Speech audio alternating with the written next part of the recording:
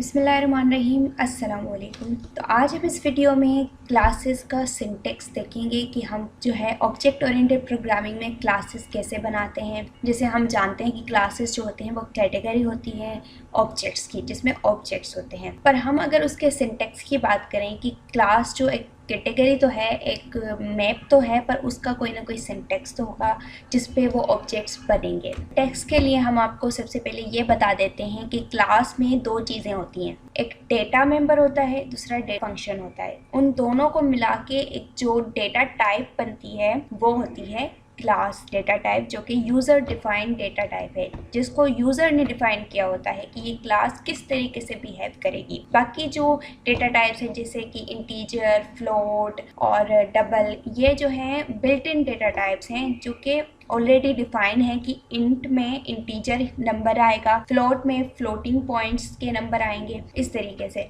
पर जो क्लास है वो एक यूज़र डिफाइंड डेटा टाइप होगी जो कि इन सारे डेटा टाइप्स को मिलाकर बनाई जाएगी, पर वो यूज़र डिफाइन होगी। यूज़र बताएगा कि वो किस तरीके से काम करेगी, और उसमें मेंबर जो होंगे वो डेटा मेंबर होंगे और फंक्शन मेंबर होंगे। डेटा मेंबर मतलब कि वेरिएबल्स आप कह सकते हैं, फंक्शन मतलब कि वो एक ऐसा टास्क परफॉर्म करेंगे जिसको हम इनपुट देंगे और हमें आउटपुट मिलेगा। तो चलिए स्टार्ट करते हैं। हम ऑब्जेक्ट ओरिएंटेड प्रोग्रामिंग C++ के थ्रू कर रहे हैं, तो सबसे पहले हमें C++ की सिंटेक्स लिखनी होगी, जिसमें सबसे पहले हम हेडर फाइल को इंक्लूड करेंगे जो कि है IO स्ट्रीम, मतलब कि इनपुट आउटपुट स्ट्रीम। उसके बाद हम लिखेंगे यूजिंग नेमस्पेस std। हम मतलब कंपाइलर को बता रहे हैं कि जितने भी स्टैंडर्ड फंक्शंस हैं या बिल्ट इन जो भी डेटा टाइप्स हैं हम वो यूज़ करना चाहते हैं। उसके बाद हम जो क्लास की डेटा टाइप बनाएंगे वो एक फंक्शन के अंदर नहीं होनी चाहिए, मतलब फंक्शन के बाहर होनी चाहिए। जैसे कि जो मेन है, इंट मेन हम लिखते हैं, वो एक फंक्शन है, बिल्ट इन फंक्शन है, हम उसके अंदर क्लास डिफाइन नहीं कर सकते, क्लास की सिंटेक्स नहीं लिख सकते। तो हम जो है हेडर फाइल के बाद उसको लिखेंगे। उसके लिए हम लिखेंगे क्लास कीवर्ड, और क्लास का नाम क्या होगा। जैसे कि हम पिछली वीडियो में सीख चुके हैं कि क्लास क्या होती है, उसके कुछ एग्जाम्पल्स भी हमने देखे थे। एक एग्जाम्पल हमने देखा था स्टूडेंट का, तो उसी की आज क्लास बनाते हैं। तो वो नेम देंगे जो कि क्लास का हम नेम देना चाहते हैं, उसके बाद कर्ली ब्रेसेस देंगे। पर इसमें थोड़ा सा डिफरेंस होगा कि ये जो कर्ली ब्रेसेस हैं इसके आखिर में हम सेमीकोलन भी लगाएंगे जो कि इस पूरे क्लास को टर्मिनेट करेगा। उसके बाद अब हम एक डेटा टाइप जैसे बना रहे हैं, तो उसमें अंदर भी हमें डेटा टाइप्स यूज़ करनी पड़ेंगी जो कि बिल्ट इन है। जैसे कि अब हमें डेटा देनी होगी। क्लास में दो चीज़ें होती हैं, एक होता है डेटा, दूसरे होते हैं फंक्शंस। अब हमें डेटा देनी होगी। स्टूडेंट की डेटा क्या हो सकती है, एक इम्पॉर्टेंट डेटा जो है वो रोल नंबर होता है, जैसे कि इंट रोल नंबर सेमीकोलन। उसके बाद हम एक फंक्शन दे सकते हैं जो कि काम करेगा, जो रोल नंबर को सेट करेगा या इनपुट में लेगा, ऐसे कह सकते हैं। तो उसके लिए हम क्या करेंगे, पब्लिक कीवर्ड लगाएंगे। पब्लिक कीवर्ड जो है वो एक एक्सेस स्पेसिफायर है जो कि अलाउ करता है पब्लिक के बाद जो चीज़ें होंगी वो क्लास के बाहर हम यूज़ कर सकते हैं। पर अगर हम पब्लिक कीवर्ड यूज़ नहीं करते तो उनको हम क्लास के बाहर यूज़ नहीं कर सकते, चीज़ों को एक्सेस नहीं कर सकते।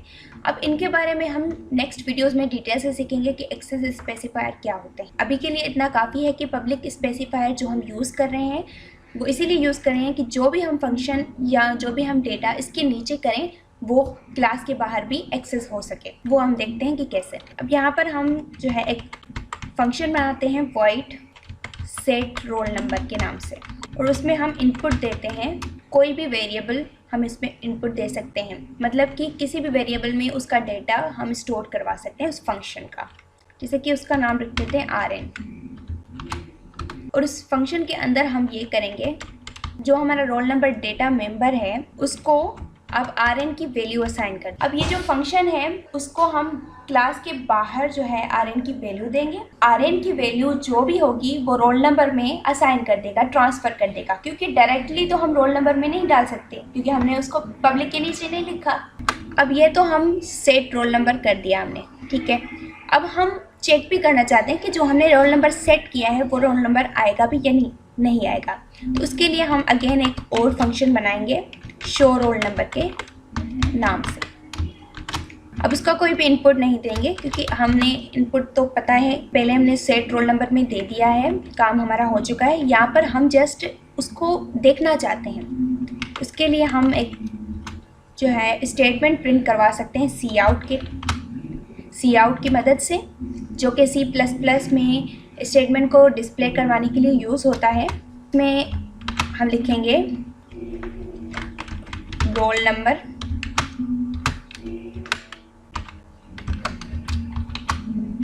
Insertion operator roll number and L, मतलब कि यहाँ पर लाइन को एंड कर दें। जैसे कि सी लैंग्वेज में होता था \n, यहाँ पर भी हम \n भी यूज़ कर सकते हैं, पर एंड एल लाइन को एंड करने के लिए भी यूज़ कर सकते हैं। अब हमने यहाँ पर डायरेक्टली रोल नंबर दिया, ऊपर हमने जो लिया वो है rn, हमने एक लोकल वेरिएबल लिया। डायरेक्टली रोल नंबर जो है वो नहीं लिया, डेटा मेंबर नहीं लिया, क्योंकि हम जो rn है उस rn के नाम से जो वेरिएबल बना है उसको हम क्लास के बाहर यूज़ करना चाहते हैं, वहाँ पर उसको डेटा लाना चाहते हैं और वो rn जो है रोल नंबर को डेटा ट्रांसफ़र करेगा। पर यहाँ पर डायरेक्टली जो ट्रांसफ़र हुई डेटा है उसको यहाँ पर प्रिंट करना है, क्योंकि जो कंपाइलर होता है वो लाइन बाय लाइन आता जाता है, मतलब कि प्रिंट करता जाता है। पहले ये चीज़ होगी, ये काम होगा, उसके बाद ये फंक्शन काम करेगा। मतलब कि सबसे पहले rn की जो वैल्यू है वो रोल नंबर में आ चुकी होगी और उसके बाद यहाँ पर वो प्रिंट होगी।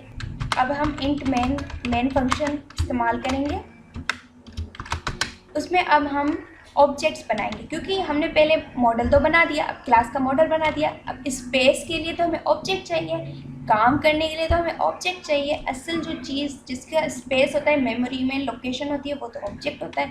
तो उसके लिए हम पहले क्लास का नेम लेंगे स्टूडेंट, और ऑब्जेक्ट का कोई भी नेम ले सकते हैं, जैसे कि S1 हो गया, S2 हो गया, और उसके बाद सेमीकोलन लगाएंगे। फंक्शंस हमने बनाए हैं वो तो पब्लिक है, हम उनको क्लास के बाहर एक्सेस कर सकते हैं, तो हम उनको एक्सेस करेंगे और अपना जो रोल नंबर है वो सेट करेंगे। जैसे कि अगर हम S1 के लिए रोल नंबर सेट करना चाहते हैं, स्टूडेंट 1 के लिए, तो हम पहले लिखेंगे S1, उसके बाद डॉट लगाएंगे। डॉट मतलब कि डॉट ऑपरेटर है, ये एक ऐसा ऑपरेटर है जो कि बताता है कि कोई भी मेंबर है, डेटा मेंबर हो गया या फंक्शन मेंबर हो गया, वो किस ऑब्जेक्ट से बिलोंग करता है। मतलब कि पहले हमने लिखा S1 कि हम आगे जो भी मेंबर लिखेंगे वो S1 से बिलोंग करेगा। अब यहाँ पर हमें एक बता रहा है कि ये जो आप S1 लगा रहे हैं उसमें आप क्या करना चाहते हैं, कौन सा फंक्शन यूज़ करना चाहते हैं। वॉइड सेट रोल नंबर करना चाहते हैं, जी हम रोल नंबर को सेट करना चाहते हैं। तो ये डायरेक्टली यहाँ पर आ गया, या अगर नहीं आता तो हम यहाँ पर लिखेंगे उस फंक्शन का नाम। अब हम यहाँ पर जो स्मॉल ब्रैकेट्स हैं जो हमारा इनपुट होता है उसमें यहाँ पर लिखेंगे उस रोल नंबर को। जैसे फॉर एग्जांपल ये रोल नंबर है 01, के बाद सेमीकोलन लगाएंगे। और अब हम कहना चाहते हैं कि ये जो हमने सेट किया उसका आउटपुट भी आए, तो सिमिलरली हम S1 लगाएंगे, डॉट ऑपरेटर लगाएंगे। अब यहाँ पर वॉइड शो रोल नंबर करेंगे और सेमीकोलन लगा देंगे, तो अब ये शो हो जाएगा। उसके बाद एक और स्टूडेंट है, S2 है, दूसरा ऑब्जेक्ट है, उसमें भी हम उसका रोल नंबर सेट करना चाहते हैं। अब उसका रोल नंबर है 06। अब उसके रोल नंबर को हमने सेट कर दिया है, अब इसको शो करवाएंगे। अब ये हो गया। अब इसको हम कंट्रोल S करेंगे, सेव करेंगे। अब यहाँ पर हमने कोई भी सी आउट वगैरह नहीं लगाया, क्योंकि इस फंक्शन को यूज़ करने से ये वाली चीज़ ऑटोमेटिकली यहाँ पर आ जाएगी। ठीक है, ये रोल नंबर भी आएगा और उसके बाद जो हमने रोल नंबर इसको सेट में दिया है ना, वो यहाँ पर आ जाएगा। Compile and run. Roll number 1, roll number 6 जो हमने सेट किया वही शो करवा रहा है। ऐसे हम कितने भी ऑब्जेक्ट्स बना सकते हैं। क्लासेस का यही फ़ायदा होता है कि रीयूजेबिलिटी होती है उसमें एक बार फंक्शंस बना दिए, डेटा मेंबर्स बना दिए। अब आप जो है जितने भी आपके स्टूडेंट हैं क्लास में, मतलब कि जो क्लास होती है रियल क्लास होती है, उसमें जितने भी आपके स्टूडेंट हैं आप उनका रिकॉर्ड यहाँ पर बना सकते हैं। S1 S2 100 हैं, 200 हैं, जितने भी हैं आप उनका इजीली बना सकते हैं। तो आज हमने सीखा कि हम क्लास कैसे बनाते हैं C++ में, और उसकी सिंटैक्स क्या होती है, उसमें क्या क्या चीज़ें होती हैं। डेटा मेंबर होता है और मेंबर फंक्शन होता है, ऑब्जेक्ट्स कैसे बनाते हैं और उन फंक्शंस को कॉल कैसे करवाते हैं, ये चीज़ें हमने सीख ली हैं। और आगे हम एक्सेस स्पेसिफायर के बारे में भी सीखेंगे कि ये पब्लिक प्राइवेट प्रोटेक्टेड क्या होते हैं। तो आज के लिए इतना ही। आई होप कि आपको ये वीडियो अच्छी तरीके से समझ में आई होगी। इसके रिलेटेड अगर आपका कोई क्वेश्चन है तो वो आप कमेंट्स पे लिख सकते हैं।